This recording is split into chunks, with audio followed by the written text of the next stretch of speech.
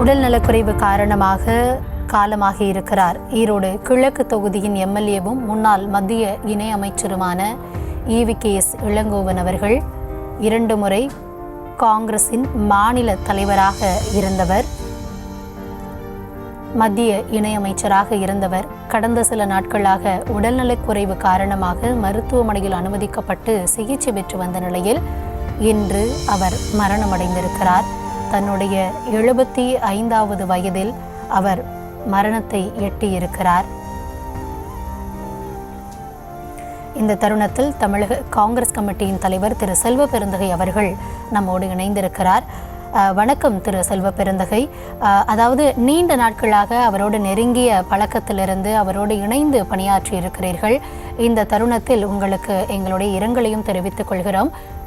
அவருடனான உங்களுடைய பயணம், அவருடனான உங்களுடைய நினைவுகளை நீங்க பகிர்ந்து கொள்ளலாம். ஒரு மிகப்பெரிய இழப்பு காங்கிரஸ் பேரியக்கத்திற்கு மட்டுமல்ல, அவர்கள் குடும்பத்தாருக்கு மட்டுமல்ல, தமிழ்நாட்டில் என்ன பிரச்சனை என்றாலும் தமிழ்நாட்டு மக்களுக்காக உடனே குரல் கொடுக்கக்கூடிய தலைவராக இருந்தவர்.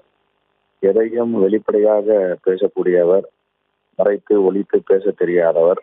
அப்படிப்பட்ட ஒரு தலைவரை காங்கிரஸ் பேரியக்கம் என்று எழுந்திருக்கிறது. எல்லோரும் அவரை வாஞ்சையோடு தன்மான தலைவர் என்று அழைப்பார்கள். எதையும் பேச வேண்டியதை நேர்மையாக துணிச்சலாக தன்னுடைய கருத்துக்களை பதியக்கூடிய தலைவராக இருந்தார்.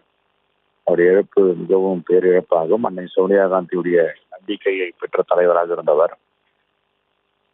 நாளை அவருடைய உடலை அடக்கம் செய்ய இருக்கிறோம்.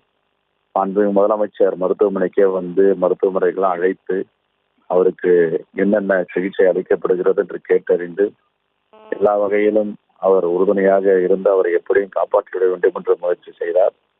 அவருடைய குடும்பத்தாரும் தோழர்களும் அவருக்காக பிரார்த்தனை செய்தார்கள். ஆனால் அந்த பிரார்த்தனை பயணிக்கவில்லை. மருத்துவர்களும் எவ்வளவு முயற்சி செய்தார்கள். காலையில் கூட பின்னடைவு என்றவுடன் எவ்வளவு முயற்சி செய்து பார்த்தோம். ஆனால் எந்தவித மருத்துவமும் பயனளிக்காமல் போகிவிட்டது.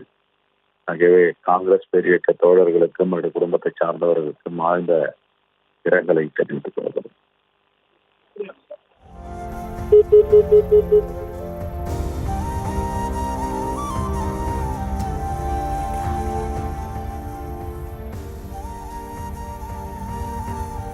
இந்த தருணத்தில் இணைப்பில் வந்து உங்களுடைய கருத்துக்களை பகிர்ந்து கொண்டதற்கு நன்றி.